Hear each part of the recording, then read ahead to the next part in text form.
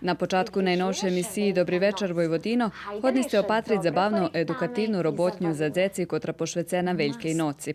Jej avtorka Ana Marija Rehak z Ruskoho Kerestura, a realizovana je u ramikoh širšoho projekta edukatívnych robotňoh Zavoda za kulturu vojvođanskih Rusnacoh. Uvidíte i veľkonocnú vinčovanku našoho preosvješčenoho vladiki Kir Georgi Džudžara, a tako i poslednje išljidzi i dokumentarna emisija o značenju Veljkej noci, odnosno Hristovoho voskresenja.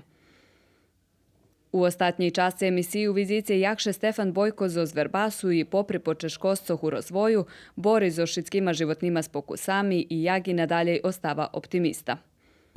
Dobri večer Vojvodino na štvartog na 20:30 minuti.